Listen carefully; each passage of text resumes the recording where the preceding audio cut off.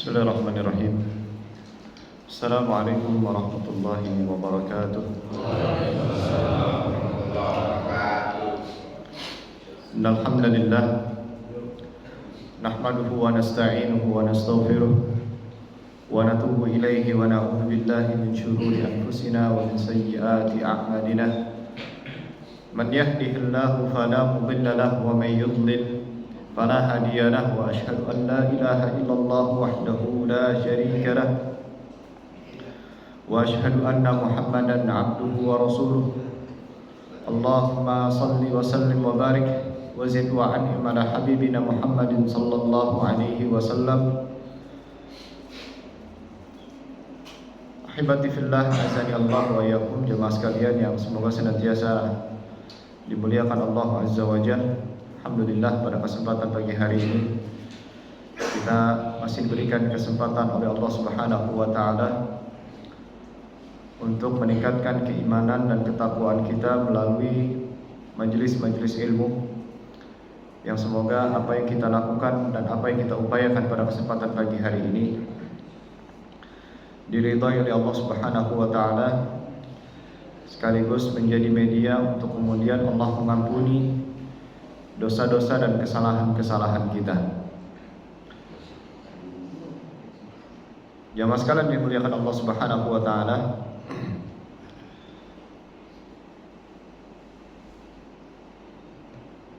sebagaimana kita ketahui bahwa orang yang menuntut ilmu tidak akan pernah merasakan yang namanya kerugian sesungguhnya,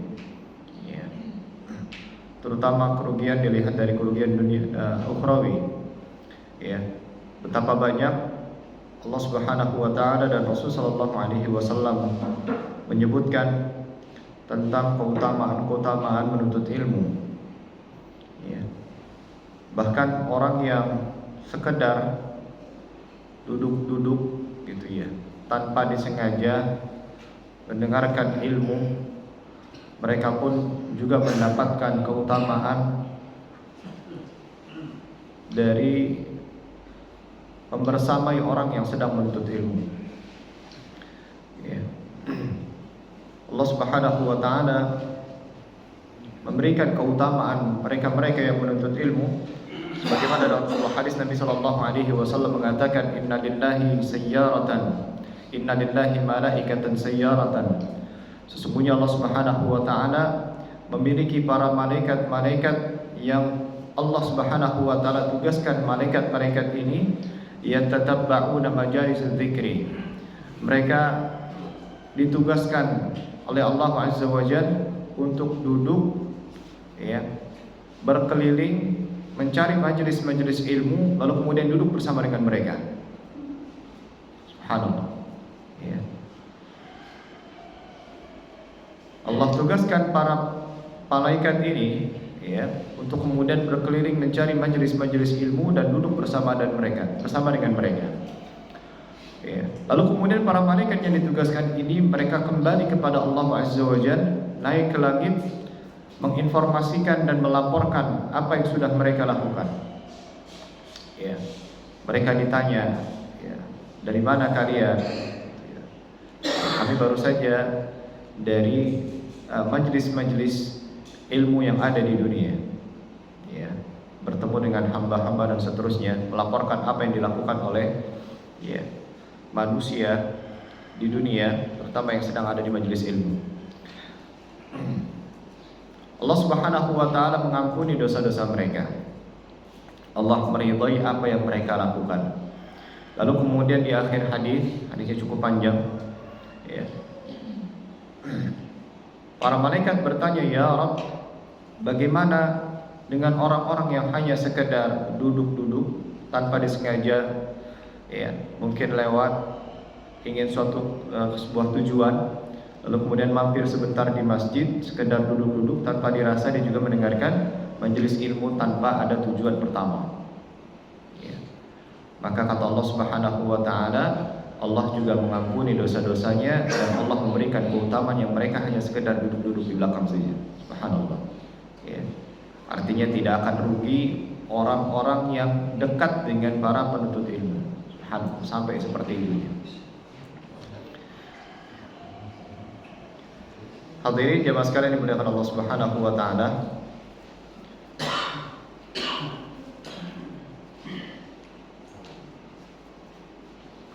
Majelis ilmu juga bisa dimanfaatkan atau bisa mendapatkan keutamaan di dalamnya berupa ketenangan. Sebagaimana Imam Ibnu Qayyim rahimahullah taala mengisahkan tentang guru beliau Syekhul Islam Ibnu Taimiyah. Jadi gurunya Imam Ibnu Qayyim adalah Syekhul Islam Ibnu Taimiyah rahimahullah taala. Beliau mengatakan, "Wa kunna idza shadda binal khawf wa sa'at minna dhunun wa daqat binal ardu atainahu fama huwa illa an narahu wa nasma'u kalamahu fayadhhabu dhalika kullahu wa yanqalibu insyirahan wa quwwatan wa yaqinan wa tuma'ninatan." Kami murid-murid Syekhul Islam Ibnu Taimiyah ini yang menuturkan adalah Al-Imam Ibnu Qayyim. Jika kami ditimpa perasaan gundah gulana atau muncul dalam diri kami prasangka-prasangka buruk, atau ketika kami merasakan kesempitan hidup, kami segera mendatangi beliau untuk meminta nasihatnya. Ini perkataan Imam Ibnu Qayyim mendatangi gurunya yaitu Syekhul Islam Ibnu Taimiyah. Maka apa yang didapat? Beliau kemudian melanjutkan, maka dengan hanya memandang wajah beliau, itu wajah gurunya, dan mendengarkan nasihat beliau, serta merta hilang semua kegundahan yang kami rasakan dan berganti dengan perasaan yang tenang, lapang, tegar, yakin dan penuh ketenangan. Alhamdulillah. Ini yang mengatakan adalah Imam Ibnu Qayyim ketika mendatangi majelis ilmu, bertemu dengan sang guru. Hanya sekedar memandang wajah gurunya, maka hilanglah rasa gundah gulana, ya, berganti menjadi perasaan yang tenang, lapang, tegar dan seterusnya. Inilah yang didapatkan oleh orang-orang yang menuntut ilmu. Kebahagiaan yang banyak manusia di luar sana mencari kebahagiaan yang seperti ini. Iya. Betul atau tidak jemaah? Betul ya. Saking tenangnya kadang-kadang sampai bablas kadang-kadang ya. Itu menunjukkan ketenangan. Iya betul, itu ketenangan. Ya mungkin barangkali di luar sana insomnia, di majelis ilmu dia bisa tidur. Iya. Maka obat insomnia apa? Ikut majelis ilmu. Kenapa? Pahalanya dapat. Iya, subhanallah. Jangan bertanya tentang masalah pahala gitu ya. Dia bangun tidur sama-sama dapat pahala insyaallah. Iya. Subhanallah. Yang penting jangan ditanya apa isi kajiannya aja gitu ya. Kalau dapat pahala insyaallah dapat pahala, diampuni dosa insyaallah dapat pahala dan dosa diampuni insyaallah. Ya, tapi kalau disuruh ngisi kajian ulang apa yang disampaikan sama ustadznya, wallahu taala bissawab. Baik jemaah sekalian yang dimuliakan Allah Subhanahu wa taala, pada kesempatan pagi hari ini kita akan kembali melanjutkan kajian kita bersama dengan Al-Imam An-Nawawi rahimahullahu taala, di mana pada kesempatan pagi hari ini kita akan melanjutkan pada hadis yang ke-19.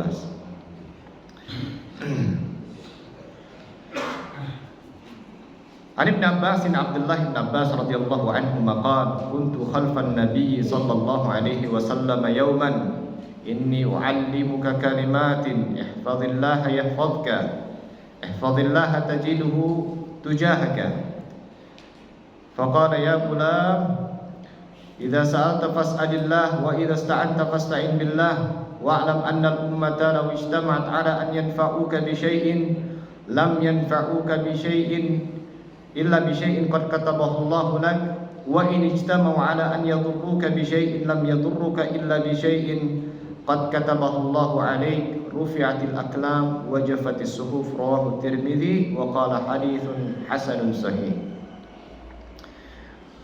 Wa fi riwayatin ihfazillaha tajidhu amamak ta'arraf ila Allah fi ar-rakha ya'rifka fi ash-shiddah wa'lam anna ma akhta'aka lam yakun liyusibak wa ma asabaka lam yakun liyukhti'ak wa'lam anna an-nasra ma'as sabri wa anna al-faraja ma'al karabi wa anna ma'al usri yusra. Hadisnya cukup panjang jemaah sekalian olehkan Allah.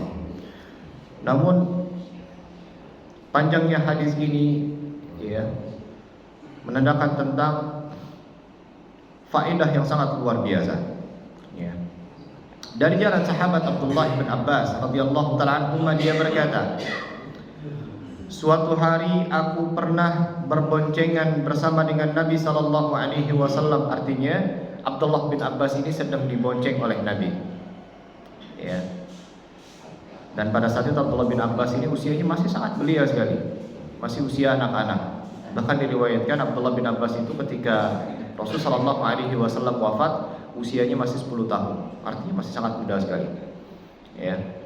Lalu kemudian di perjalanan Abdullah bin Abbas dibonceng oleh Nabi sallallahu alaihi wasallam, beliau bersabda. Artinya Nabi sallallahu alaihi wasallam menyampaikan nasihat beliau kepada Abdullah bin Abbas. Ya gulam, wahai anak kecil, ya, wahai anakku, inni u'allimuka kalimatin, sungguh aku akan mengajarimu beberapa kalimat. Ihfazillah yahfazka, jagalah Allah, niscaya Dia akan menjagamu. Ihfazillah tajiduhu tujahak, jagalah Allah, niscaya engkau akan mendapatinya di hadapanmu. Wa idza sa'alta fas'alillah, apabila kamu meminta sesuatu, mintalah kepada Allah Azza wa Jalla. Wa idza sta'anta fasta'in billah, apabila engkau memohon pertolongan, maka mintalah pertolongan kepada Allah.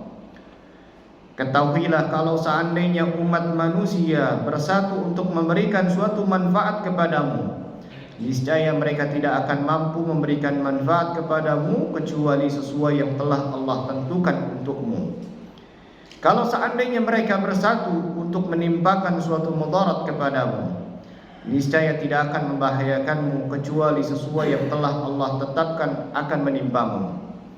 Pena-pena telah diangkat dan lembaran-lembaran telah kering. Hadis riwayat Tirmidzi. Dalam riwayat lain, riwayat Tirmidzi disebutkan, jagalah Allah, niscaya engkau akan mendapatinya di hadapanmu. Ingatlah Allah dalam keadaan lapang, niscaya Dia akan mengingatmu dalam keadaan sulit. Ketahuilah bahwa segala sesuatu yang Allah tetapkan, ya, yang Allah tetapkan luput darimu tidak akan pernah menimpamu.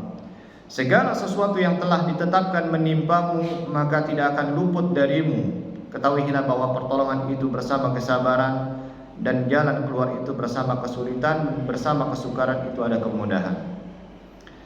Subhanallah. Ini hadis yang sangat luar biasa sekali, ya. Hadis yang syarat akan makna dan faidah dari seorang guru Rasul sallallahu alaihi wasallam kepada seorang anak yang bernama Abdullah bin Abbas radhiyallahu taala anhuma. Sampai-sampai para ulama mengatakan, tadabbartu hadzal hadis fa adhashani wa kittu atishu fa wa asafan minal jahli bi hadzal hadis wa qillatut tafahumi li ma'na. Aku merenungi hadis ini, lantas aku pun berdecak kagum. Artinya ketika mendengar hadis ini direnungi sama para ulama ini, ya, beliau mengatakan luar biasa hadis ini. Ya, luar biasa hadis ini. Sangat disayangkan orang yang tidak mengerti hadis ini dan tidak berusaha memahami maknanya. Ini kata para ulama mengomentari hadis ini. Tentunya ucapan ini, hadirin dimuliakan Allah, ini tidaklah berlebihan. Ya, hadis ini memang begitu syarat akan hikmah. Terdapat di dalamnya kaidah-kaidah penting, nasihat-nasihat yang agung dari Rasul sallallahu alaihi wasallam. Kita mulai hadis ini, kita bedah satu persatu. Ya. Nabi sallallahu alaihi wasallam atau sahabat Abdullah bin Abbas menceritakan, kuntu khalfan Nabi sallallahu alaihi wasallam. Ya, atau kuntu khalfan Nabi sallallahu alaihi wasallam yauman. Aku berada di belakang Nabi sallallahu alaihi wasallam sedang diboncengi oleh beliau. Ya. Dari sini kita mendapatkan faedah boleh membonceng kendaraan untuk orang lain. Ya, ini adalah bagian dari sunnah Nabi Sallallahu Alaihi Wasallam. ya, berangkat kerja di belakang masih kosong satu gitu ya. Dia sedang nggak lagi narik gitu ya, lagi nggak narik, memang sedang tidak narik gitu, dan tidak buka aplikasi ya. Ada temannya di depan, tawarkan temannya di depan ya, barangkali membutuhkan bantuan kita. Ayo mas, ikut sama saya, mau kemana gitu, mau ke depan, diantar ke depan. Kebetulan saya juga ikut ke depan gitu ya. Ada anak kecil lagi sekolah berangkat gitu ya, kebetulan tidak punya sepeda ya, karena ikut kebijakan dari Gubernur Jawa Barat yang harus pakai jalan kaki, barangkali jauh gitu ya. Boleh diantar ya, jangan sampai depan sekolah gitu ya. Diantar boleh ya.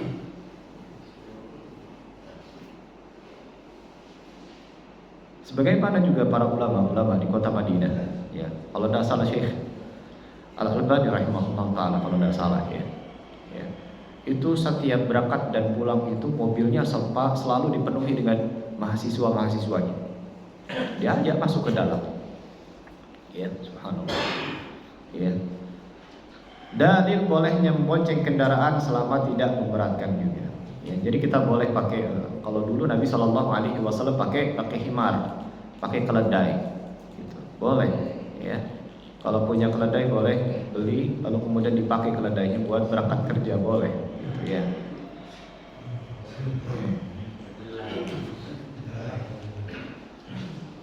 Nabi SAW melalui hadis ini juga menunjukkan kepada kita betapa tawaduknya Nabi SAW meski hanya menaiki keledai. Keledai itu pelan jalannya coba. Ya. Mukanya mirip kuda, tapi jalannya nggak seperti kuda, dia itu pelan jalannya gitu. Ya. Iya. Ya udah paling mungkin paling rendah lah ya, binatang yang bisa dinaiki ya keledai sudah gitu. Malas-malasan jalannya juga gitu. Nah ini saking tawadunya Nabi SAW, beliau menunggangi keledai dan membonceng sahabatnya, yaitu yang masih kecil, Abdullah bin Abbas.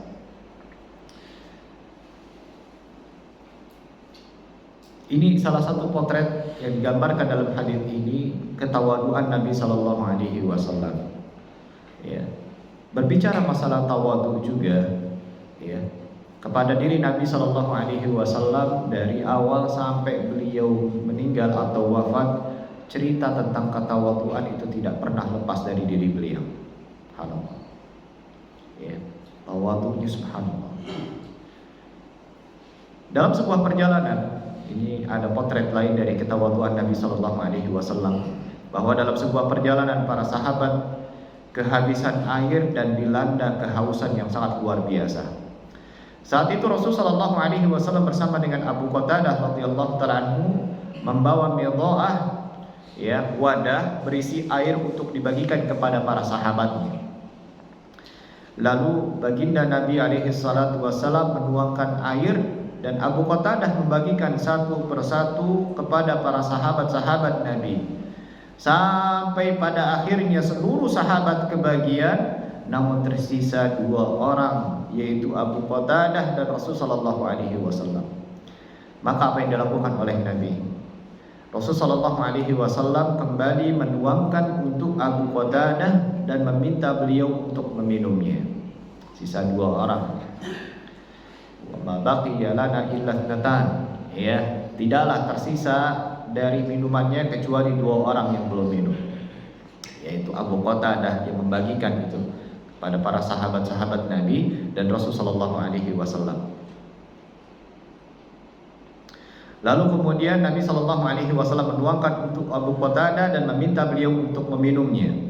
Namun yang menarik ya mas sekalian muliakan Allah, justru Abu Qatadah menolak, ya. Enggak ya Rasulullah, katanya. Enggak, gitu. Dan mempersilahkan Nabi SAW untuk meminumnya terlebih dahulu. Enggak ya Rasulullah, udah, engkau duluan, aku yang terakhir. Kata beliau, la ashrabu hatta tashrab. Kata Nabi SAW, wahai Abu Qatadah, ya, aku tidak akan minum sampai engkau minum terlebih dahulu. Ya. Nabi sallallahu alaihi wasallam mengatakan, "Saqil qaum akhiruhum syurban." Pelayan sebuah kaum dia adalah orang yang minum paling terakhir. Saqil qaum akhiruhum syurban. Ya, pelayan sebuah kaum dialah yang minum paling terakhir. Subhanallah, ini tawaduan Nabi sallallahu alaihi wasallam. Ya, seorang jenderal, seorang Rasulullah, seorang pemimpin, ya, lebih mendahulukan rakyatnya dibandingkan diri beliau sendiri, apalagi keluarganya. Ya, saqil qaum akhiruhum syurban. Orang yang melayani dia adalah orang yang paling terakhir merasakan dari fasilitas tersebut. Yang kedua, di antara potret ketawaduan Nabi sallallahu alaihi wasallam dibawakan dari sahabat Abdullah bin Mas'ud radhiyallahu anhu qala, "Kunna yawma badrin kullu thalathatin ala ba'irin yatadabaluna ar-ruku' ala ba'irin wahid." Jadi diceritakan ketika dalam perang Badar, Rasul sallallahu alaihi wasallam dan para sahabatnya pergi berjalan kaki kurang lebih sekitar 150 km menuju Badar. 150 km dari mana sampai mana kira-kira? Dari sini sampai mana? Bandung 150 km ya? Iya, kurang lebih Bandung lah. Cileunyi itu ya. Exit tol Cileunyi itu ada tulisannya sekitar 140 sekian. Hampir 150. Medan menuju Badar ini bukanlah jalan beraspal, melainkan jalan yang terjal yang melelahkan. Artinya bukan seperti jalan sini, jalan apa namanya, Tol Jor, kemudian lanjut ke Cipularang. Itu jalannya enak gitu kan ya. Pakai mobil mah bisa 3 jam, gitu ya. Apalagi pakai sepeda cepat juga itu. Ya. Di bawah terik matahari. Ya, terik matahari turun, unta yang tersedia pun terbatas. Lalu apa yang terjadi jamaah sekalian dimuliakan Allah? Mereka pergi dengan cara setiap satu ekor unta ditunggangi 3 orang secara bergantian. Ini saking sulitnya masalah. Ya, sampai satu unta ditunggangi oleh 3 orang tapi secara bergantian. Tak terkecuali Rasul sallallahu alaihi wasallam, beliau satu kelompok dengan Ali bin Abi Thalib dan Abu Lubabah dasar di satu onta. Jadi satu kelompoknya Rasulullah ini ada Ali bin Abi Thalib sama Abu Lubabah radhiyallahu ta'ala ajma'in. Maka kemudian mereka berdua berjalan di sisi kanan dan di sisi kiri dari untanya. Jadi Ali di sebelah kanan, lalu kemudian Abu Lubabah di sebelah kiri. Hingga ada momentum Rasul sallallahu alaihi wasallam harus bergantian karena secara peraturan tadi gitu ya. Sebelum perjalanan nanti gantian ya gitu. Setiap 1 kilometer gantian sebulan, 1 kilometer gantian sebulan. Nah, termasuk kelompoknya Nabi sallallahu alaihi wasallam. Ya, hingga ada momentum Rasul sallallahu alaihi wasallam turun, maka kemudian mereka berkata, jadi Ali dan Abu Lubabah berkata kepada Nabi sallallahu alaihi wasallam, "Nahnu namshi anka ya Rasulullah." Ya Rasulullah, kami memilih untuk berjalan dan jatah kami untuk engkau saja ya Rasulullah. Biarkan kami berjalan dan engkau tetap di atas untamu. Maka kata Nabi sallallahu alaihi wasallam, "Ma antuma bi aqwa minni 'alal masyi wa la ana bi aghna 'anil ajri minkuma." Lihat jawaban Nabi sallallahu alaihi wasallam menunjukkan ketawaduan beliau. Beliau tidak egois di saat sahabat-sahabatnya juga dalam kondisi susah, ya. Beliau gak egois, sudah saya kan Rasulullahnya, saya kan ini pemimpinnya, saya kan ini jenderalnya, gitu kan? Udah kamu ke jalan aja, saya mah harus di atas pemimpin gitu. Enggak. Bukan itu kata Nabi sallallahu alaihi wasallam. Kata Rasul sallallahu alaihi wasallam menjawab pengorbanan dari Ali bin Abi Thalib dan Abu Lubabah. Ma antuma bi aqwa minni 'alal masyi. Aku masih sanggup berjalan sebagaimana kalian berdua. Kalau kalian sanggup berjalan, saya pun juga sanggup berjalan. Wala ana bi aghna 'anil ajri minkuma. Sebagaimana kalian butuh pahala, maka demikian juga dengan aku juga membutuhkan yang namanya pahala. Ini pemimpin kayak gini, tawadu nih seorang pemimpin. Kalian butuh pahala, saya juga butuh pahala. Kalian capek, ya saya juga apa kalian sanggup, saya juga sanggup gitu. Jadi santai aja. Akhirnya turunlah Rasulullah SAW dan bergantian. Jamaah sekalian dimuliakan Allah Subhanahu wa taala, tak ketinggalan Bunda Aisyah radhiyallahu taala anha juga menyampaikan, ya, ayyu syai'in kana yasna'u Rasul sallallahu alaihi wasallam idza kana indaki. Ya, jadi sahabat Urwah bin Zubair pernah bertanya kepada bibinya Aisyah radhiyallahu taala anha. Bertanya, wahai ummul mukminin, apakah yang dikerjakan oleh Nabi sallallahu alaihi wasallam jika ia bersamamu, jika ia sedang berada di rumahmu? Maka kemudian Aisyah radhiyallahu taala anha mengatakan, "Ma yaf'alu ahadukum fi mihnati ahlihi yakhsifu na'lahu wa yakhitu thawbahu wa yarfa'u dalwah." Yang dilakukan Rasul sallallahu alaihi wasallam, ya, seperti apa yang dilakukan oleh salah seorang di antara kalian, ya. Jika sedang membantu istrinya, ia juga memperbaiki sendalnya, menjahit bajunya, dan mengangkat air di ember. Ini Nabi Shallallahu Alaihi Wasallam. Begitu rendah hatinya Rasulullah SAW. Jadi nggak gengsian, gitu ya. Nggak gengsian. Disuruh ngangkat ember, ngambil air, mau, gitu ya. Jahit sendiri, mengerjakan sendiri. Kalau beliau bisa sendiri, beliau sendiri lakukan. Padahal ada pembantu di rumah, padahal ada istri di rumah, nggak main-main istrinya. Berapa istrinya cuma? 9. Ya, dalam riwayat lain lebih dari itu. Istrinya 9, kurang apa coba? Gitu kan? Di satu rumahnya, sebagian rumahnya ada pembantu. Di antara Anas bin Malik radhiyallahu taala. Ya, kalau semua juru ngambil ember, kenapa nggak merintahkan pembantunya, ya, atau sahabat-sahabatnya? Enggak. Itu nggak pernah dilakukan oleh Nabi Shallallahu Alaihi Wasallam. Ya. Dia ambil sendiri, dia perbaiki sendiri, dia urus dirinya sendiri. Ini teladan Nabi Shallallahu Alaihi Wasallam kepada kita. Itu yang pertama. Yang pertama adalah artinya boleh membonceng kendaraan, ya, terutama di sini dalam hal ini binatang, ya. Dan boleh membonceng orang. Kemudian yang kedua, jemaah sekalian yang dimuliakan Allah Subhanahu wa taala, faedah yang dapat kita petik dari hadis ini. Ya. Fi wasiyatin Nabi sallallahu alaihi wasallam Ibnu Abbas, tawjihu syabab as-saghir wa qad kana Ibnu Abbas radhiyallahu anhu hina idzin ghulaman saghiran ay lam yablugh ba'du fawsa bihi Ibnu Abbas. Dalam wasiat ini, dalam wasiat Nabi Shallallahu Alaihi Wasallam kepada Abdullah bin Abbas, itu terdapat pengarahan bagi para pemuda. Saat itu Abdullah bin Abbas masih kecil, yakni belum balik, ya, karena ketika Rasulullah SAW wafat usianya baru 10 tahun. Artinya ketika disampaikan wasiat ini, hadis ini terjadi, itu usia Abdullah bin Abbas itu belum memasuki usia balik, masih kecil sekali. Ya. Nabi Shallallahu Alaihi Wasallam memberikan wasiat ini kepadanya agar tumbuh dengan pemahaman yang lurus. Ya. Ibnu Abbas masih kecil ketika itu, karena ketika Nabi Shallallahu Alaihi Wasallam wafat usianya sekitar 10 tahun, dan wasiat kepada anak kecil memiliki pengaruh yang besar.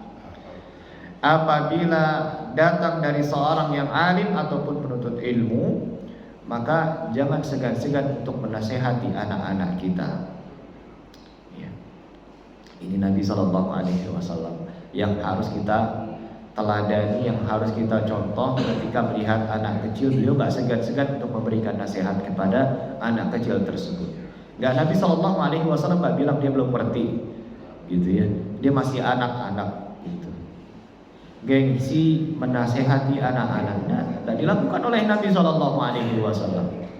Diboncengi anak kecil tersebut, disampaikan nasihat-nasihat yang penuh dengan manfaat untuk anaknya. Ya, Abdullah bin Abbas. Ya, coba kita praktekkan kepada diri kita sendiri. Ya, anak kita. Ya, tidak usah panjang kali lebar nasihatinya, itu pendek tapi bermakna, singkat tetapi dapat diingat selalu. Ya, wasiatnya pendek tapi bisa diingat. Ihfazillah yahfazka, jagalah Allah maka niscaya Allah akan menjagamu. Ini pendek sekali. Ya, pendek sekali. Wasiat kepada anak-anak itu memiliki pengaruh yang sangat besar sekali terhadap karakter mereka. Ya. Ini hati-hati jamaah ya. Jangan segan-segan untuk menasihati anak-anak walaupun masih kecil. Iya, nasihati saja. Gitu ya. Nasihati saja. Ya. Karena kalau kita paham, ternyata memberikan nasihat, memberikan wasiat kepada anak-anak itu memberikan pengaruh yang positif ketika mereka sudah dewasa nanti. Mereka ingat itu. Ya. Maka seorang penuntut ilmu hendaknya bersemangat memberikan wasiat kepada para pemuda dan anak-anak dengan sesuatu yang bermanfaat bagi mereka, karena mereka akan menghafal darinya lalu mengamalkannya, dan baginya pahala seperti pahala setiap kali mereka mengamalkannya walaupun setelah bertahun-tahun lamanya. Ya. Memiliki pengaruh yang besar terhadap karakter mereka. Misalnya kalau ada anak-anak datang ke masjid suka ribut mereka, betul atau tidak? Ya, gak di masjid ini tapi di masjid sebelah barangkali. Ya, itu datang ribut. Nah, itu jangan dimarahi terlebih dahulu. Ya, karena barangkali kitanya menciptakan belum memanage masjid jamaahnya sehingga anak-anak tidak diatur, atau mungkin kelalaian orang tua. Nah, ini perlu difikirkan oleh DKM. Ini masalah. Tetapi sesungguhnya bisa kita ciptakan, bisa jadikan ladang pahala. Kita atur mereka, kita ajarkan mereka, kita edukasi mereka, kita dampingi mereka. Syabun nasya fi ibadatillah. Mereka inilah yang kelak akan menggantikan kita di suatu saat nanti.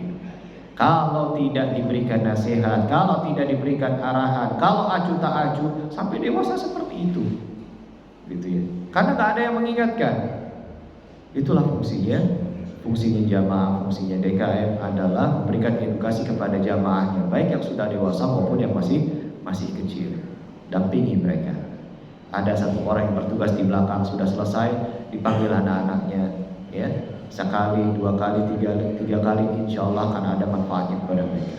Nggak saat ini masih ribut-ribut aja, iya, ya. Tapi mudah-mudahan nanti kalau sudah SMP, kalau sudah SMA, dia sudah mulai menyadari kalau ternyata di dalam masjid itu tidak boleh terjadi keributan, harus menjaga adab dan seterusnya. Dari mana tahu dia ya?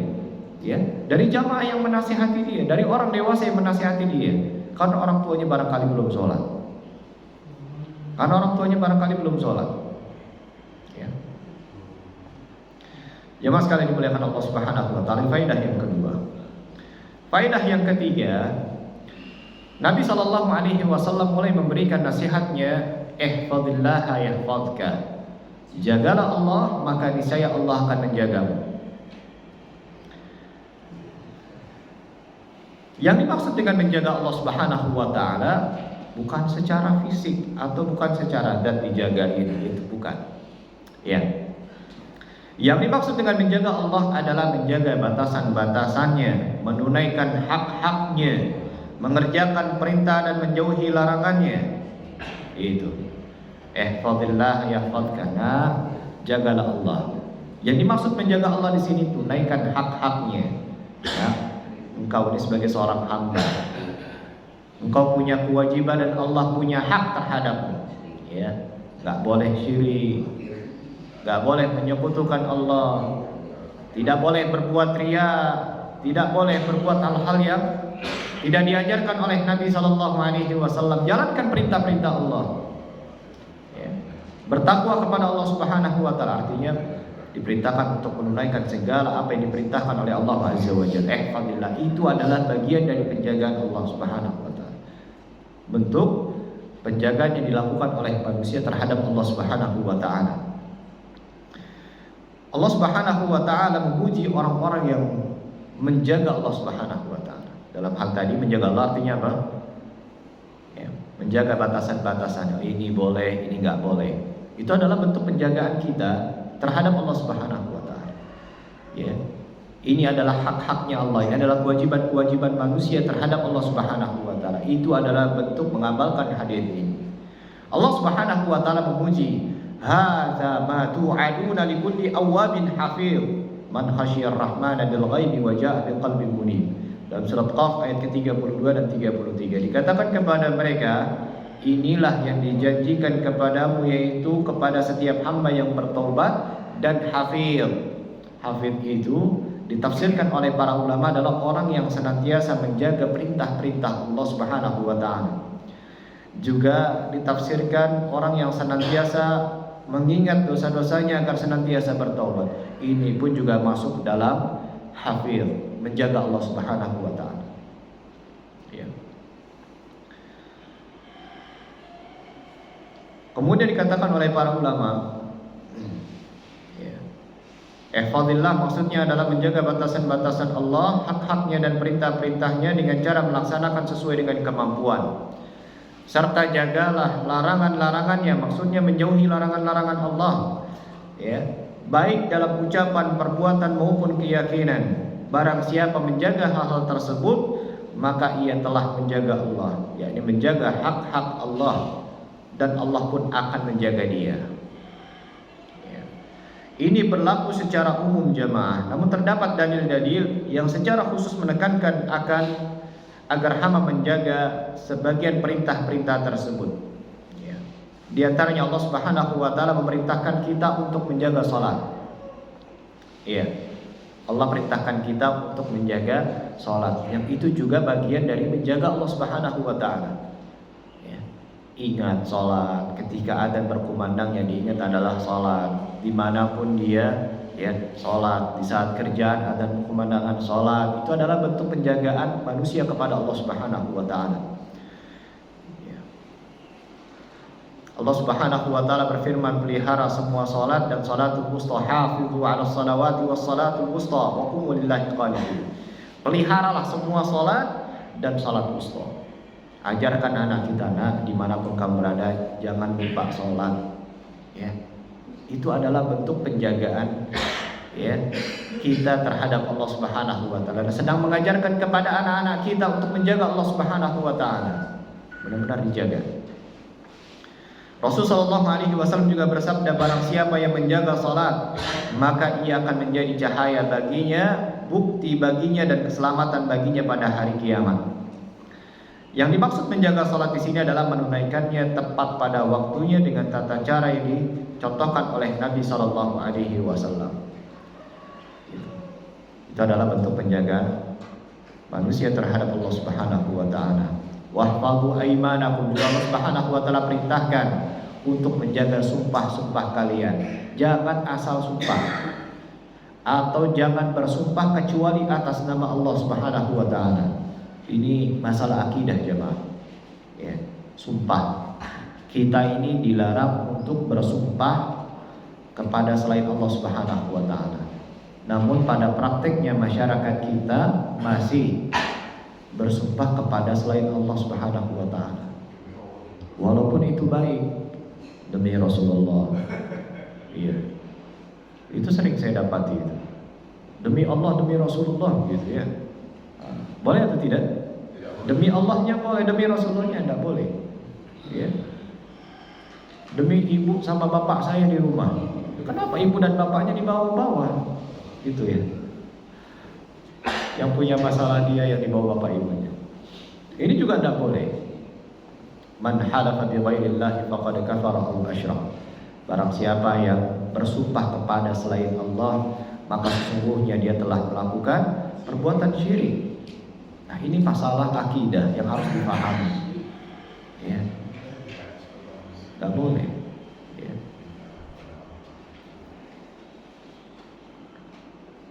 Jamaah sekalian dimuliakan Allah Subhanahu wa taala, ini adalah aplikasi dari bagaimana kita menjaga Allah Subhanahu wa taala. Faedah selanjutnya, zamratu hifdzillahi an yahfadzaka. Dengan menjaga Allah Subhanahu wa taala, maka Allah Azza wa Jalla akan menjaga seorang hamba. Penjagaan Allah Subhanahu wa taala bagi seorang hamba itu mencakup dua hal. Yang pertama adalah hifdzuhu lahu fi masalihi dunya, fayahfadzaka fi badanika wa malika wa waladika wa ahlik. Yang pertama, bentuk tatkala kita berupaya semaksimal mungkin untuk menjaga Allah Subhanahu wa taala, maka Allah Subhanahu wa taala akan menjaga kita. Dari apa? Yang pertama adalah penjagaan Allah untuk hamba terkait masalah-masalah dunia. atau maslahat-maslahat dunia. Misalnya Allah menjaga tubuh kita. Allah menjaga tubuh kita. Saat kita masih muda, kita jaga tuh Allah Subhanahu wa taala dengan kemampuan kita. Ya. Ini nggak boleh, ini boleh. Ini menjadi kewajiban, ini menjadi haknya Allah. Betul-betul diperhatikan betul sama dia. Karena ini adalah bentuk penjagaan dia terhadap Allah Subhanahu wa taala. Maka apa yang terjadi? Allah jaga tubuhnya dia, Allah jaga kesehatannya dia, Allah jaga keselamatannya dia, Allah jaga anak keturunannya dia, Allah jaga hartanya dia. Subhanallah. Maka ada amalan rahasia apa sih? Kok gak sakit-sakit dia? Ya. Kamu ini melakukan apa? Mungkin amalan-amalan biasa gitu ya. Dia sholat sebagaimana orang lain sholat, dia puasa sebagaimana orang lain puasa, ya. Dan melakukan amalan-amalan soleh lainnya. Lalu kemudian Allah beri penjagaan terhadap dia, Allah sehatkan badannya, Allah berikan keturunan yang soleh dan solihah, ya. Allah berikan dia keselamatan, Allah jaga hartanya dia, hidupnya penuh dengan keberkahan disebabkan karena dia menjaga Allah Subhanahu wa taala. Allah Azza wa Jalla berfirman, lahu mu'aqibatun min baini yadayhi wa min khalfihi yahfazunahu min amrillah.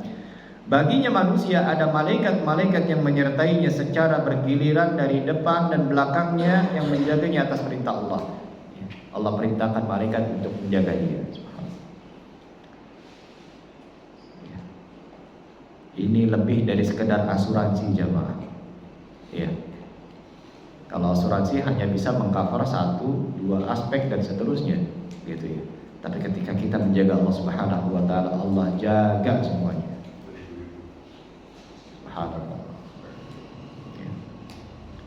Mujahid berkata, setiap hamba pasti berhak bersamanya seorang malaikat yang menjaganya saat terlelap dan terjaga dari gangguan jin, manusia dan hewan.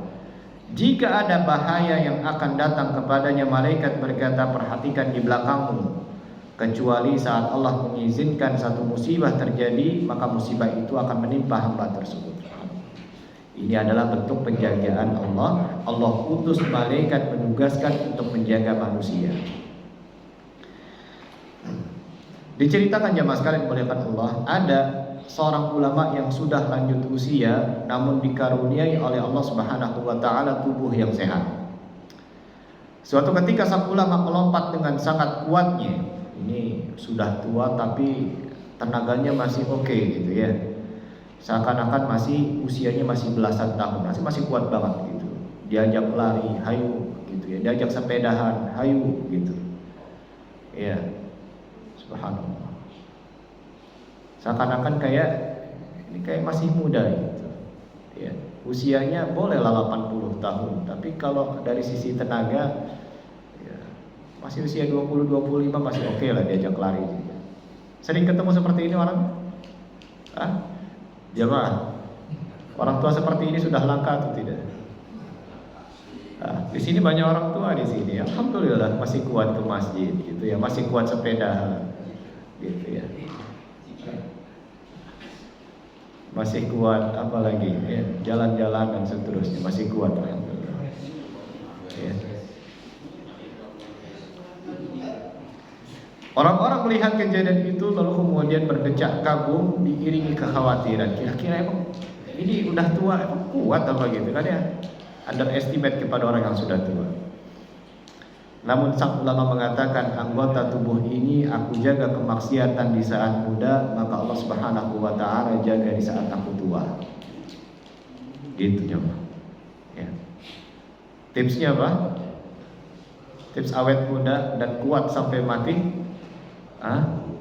Jaga kemaksiatan di saat muda, maka Allah akan jaga di saat dia sudah tua. Kenapa kok nggak ada penyakit di saat muda? Ya, dia betul-betul jaga tuh. Bukan hanya sekedar fitness, gym dan seterusnya, ada itu. Ya, tapi betul-betul dia menjaga perintah-perintah Allah. Ya, itu betul-betul diperhatikan. Selain itu lalu kemudian diikhtiarkan dengan dia olahraga di usia muda. Ya, maka Allah akan jaga dia. Orang yang menjaga Allah di masa hidupnya, Allah akan jaga dia dan peninggalannya selepas dia mati. Ya. Bukti terkait hal ini bisa didapatkan dalam surat Al-Kahfi. Ya. Dan itu juga berlaku kepada keturunan-keturunannya. Orang tua yang soleh akan melahirkan generasi-generasi yang dijaga oleh Allah Subhanahu wa taala. Kalau kita ini mengupayakan untuk tetap beriman, bertakwa, menjaga hak-hak Allah Subhanahu wa taala, yang dapat manfaatnya itu bukan hanya kita pribadi, tetapi ternyata yang mendapatkan manfaatnya adalah keturunan-keturunan kita. Keturunan-keturunan ini dijaga sama Allah Subhanahu wa taala. Kenapa kok seperti ini? Karena orang tuanya saleh, karena kakek-kakeknya saleh, sehingga Allah jaga itu keturunan-keturunan. Ya.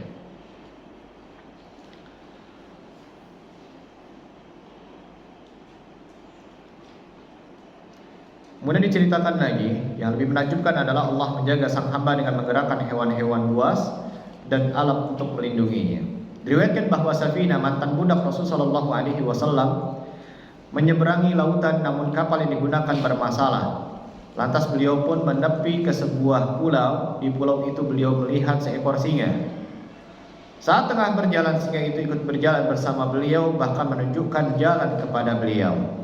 Ketika beliau sudah sampai di tempat tertentu, si singa mengaum seakan berpamitan, lantas meninggalkan beliau. Ini juga bentuk penjagaan Allah Subhanahu wa taala. Ya, jadi jangan aneh dibilang saya ini sakti. Ya, saya ini habis ketemu sama singa misalnya. Ya. Oh ternyata singanya nggak makan saya dan seterusnya gitu ya. Bukan berarti kemudian sayanya sakti dan seterusnya punya ilmu itu, tidak. Cukup dia menjaga Allah Subhanahu wa taala karena ini adalah makhluk-makhluknya Allah. Binatang-binatang buas ini juga makhluk sama seperti kita. Ada yang memerintahkan dia. Ya, ada yang memerintahkan dia.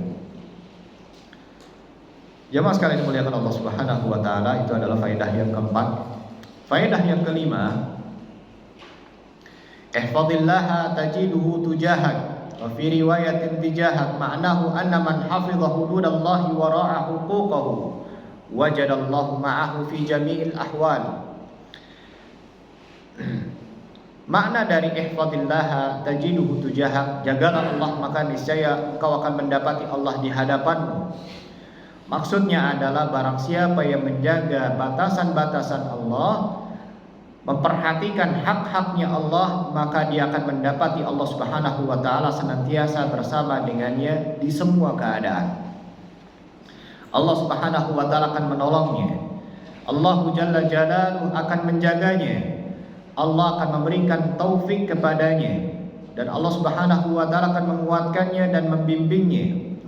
Fa innahu qa'imun 'ala kulli nafsin bima kasabat.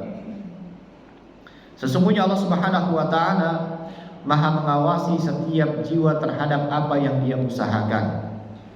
Allah Subhanahu wa taala berfirman, "Innallaha ma'al ladzina taqaw wal ladzina hum muhsinun." Allah senantiasa beserta dengan orang-orang yang bertakwa dan orang-orang yang berbuat kebaikan. Ya. Di sini Allah tegaskan Allah akan senantiasa bersama dengan orang-orang yang bertakwa dan orang-orang yang akan berbuat kebaikan. Ya. Khatib seringkali berkhutbah setiap Jumatnya, menasihati kepada jamaahnya, ya ayyuhalladzina amanu taqullaha haqqa tuqatih. Ya, lalu kemudian Allah mengatakan ya ayyuhalladzina amanu taqullaha wa qulu qaulan sadida. Kalau kita paham ayat ini dengan baik, ya. Wahai orang-orang yang beriman, bertakwalah kalian kepada Allah Subhanahu wa taala. Wa qulu qaulan sadida, dan berkatalah dengan perkataan yang baik. Apa yang terjadi jemaah? Yuslih lakum a'malakum. Allah akan memperbaiki amalan-amalan kalian. Wa yaghfir lakum dzunubakum. Allah akan ampuni dosa-dosa kalian.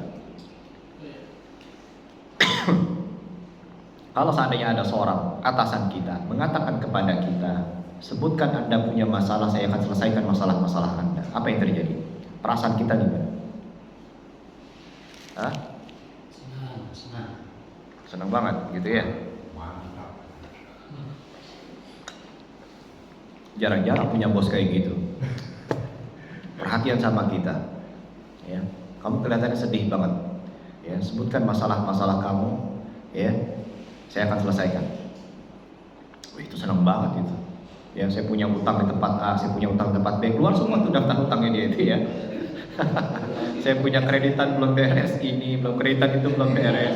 Ya, saya punya istri di sini. Saya punya anak belum bayar uang pangkal gitu ya. Sebutin sama dia itu. Ya. Kira-kira bosnya bilang apa itu? Wah, dikasih hati minta jantung.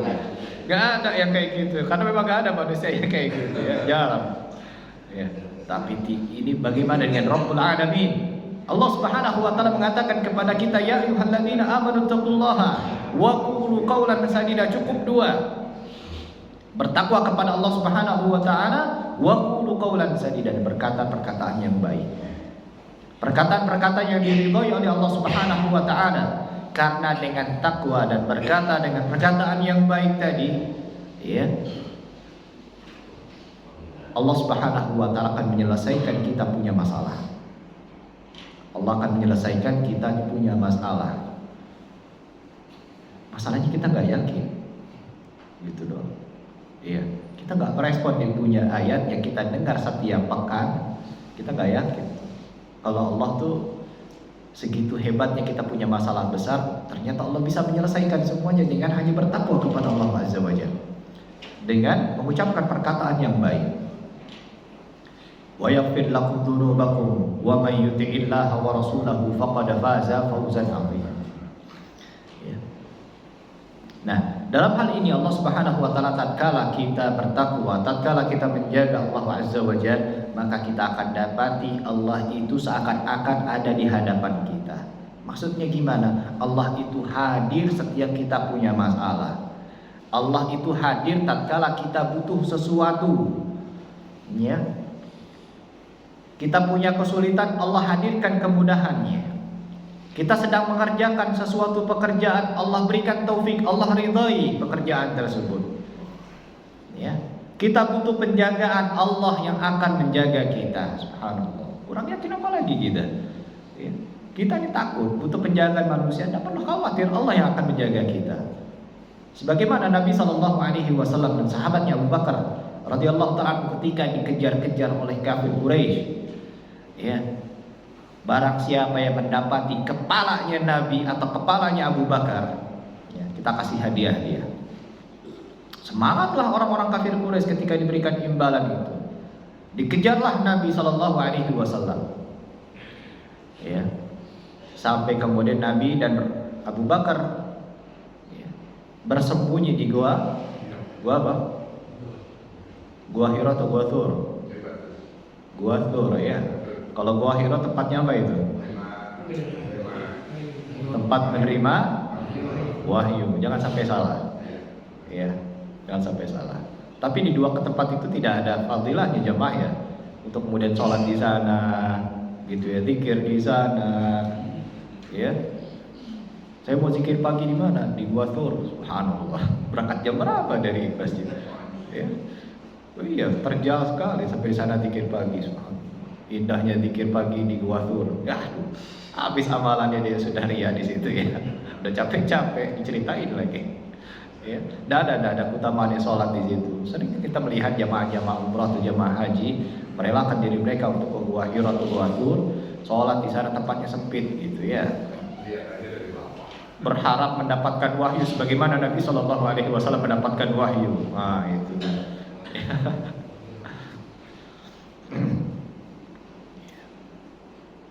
Wa fi khabarin Nabi ma Abi Bakar radhiyallahu anhu fil ghar qala li sahibihi la tahzan innallaha ma'ana. Ketika sudah kondisi terdesak, kecemasan dan panik luar biasa, begitu luar biasa, karena kafir Quraisy betul-betul mencari kepalanya Nabi sallallahu alaihi wasallam. Dan sudah ada di hadapannya kafir Quraisy itu. Maka disitulah titik di mana tidak ada jalan kecuali hanya kembali kepada Allah Subhanahu wa taala. Yakin-yakinnya La tahzan innallaha ma'ana. Wahai Abu Bakar, janganlah kau pernah bersedih karena sesungguhnya Allah itu bersama dengan kita. Kalau Allah sudah bersama kita, apalagi yang harus kita panikkan? Apa yang harus kita khawatirkan?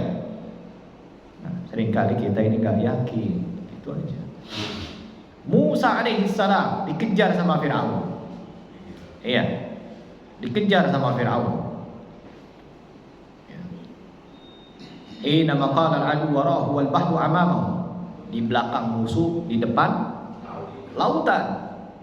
Coba, apakah masih dia berpikir tenang aja, nanti ada perahu karet gitu ya? Dia masih bisa berpikir seperti itu? Nggak ada lagi. Di belakang musuh, di depan lautan. Bahkan perkataan murid-muridnya atau umatnya, faqala ashabuhu bilisanil maqali wal hal. Ya, secara logik inna lamudrakun, kena nih sekarang kata kaumnya itu. Musa udah gak ada cerita, udah kena kita sekarang, udah depan laut, belakang musuh, sudah kena nih pasti udah. Seringkali kita berkata seperti itu bukan? Aduh, kena nih udah nih, kena nih gitu kan?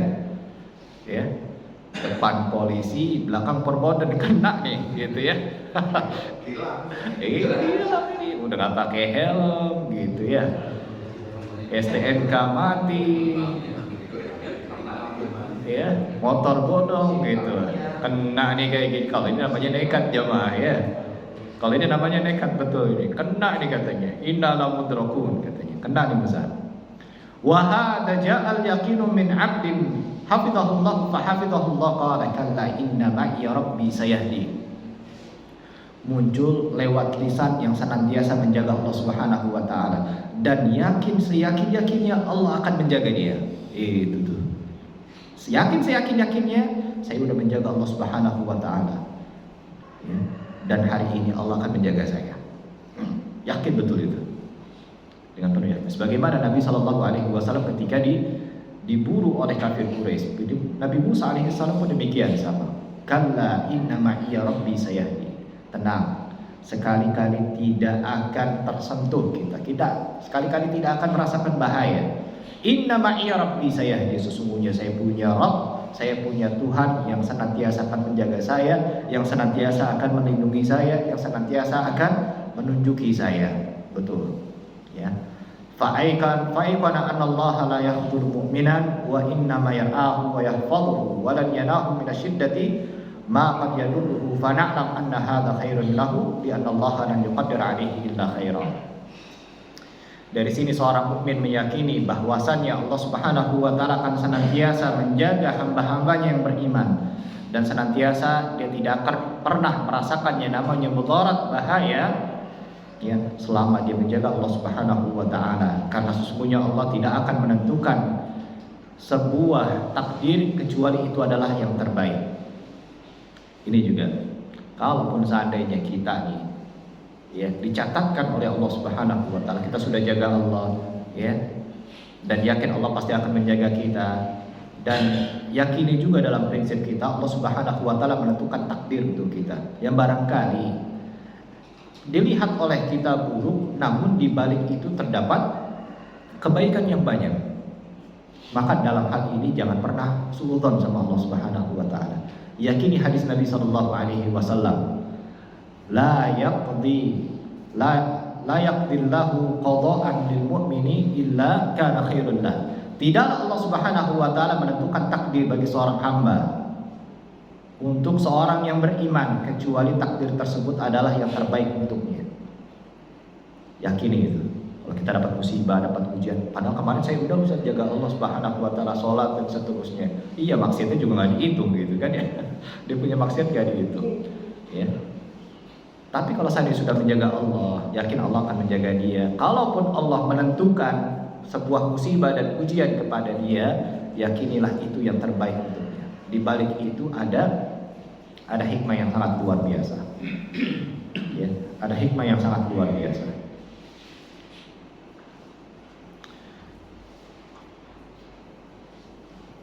Kita berhenti di faedah yang ke-6 insyaallah. Pada waktu kita sudah memasuki pukul 6 ya. Insya Allah kita akan masuk ke faedah yang ke-6. Kita masih dengan hadis yang sama, di hadis ke-19, karena sayang sekali kalau seandainya kita lewati ya, faedah-faedah yang terkandung dalam hadis ini. Demikian apa yang bisa Anda sampaikan pada kesempatan pagi hari ini. Semoga kajian ini bermanfaat untuk Anda pribadi dan bermanfaat untuk jamaah sekalian. Kurang lebihnya Anda mohon maaf. Sebelum Anda tutup, barangkali yang jamaah yang ingin bertanya silahkan.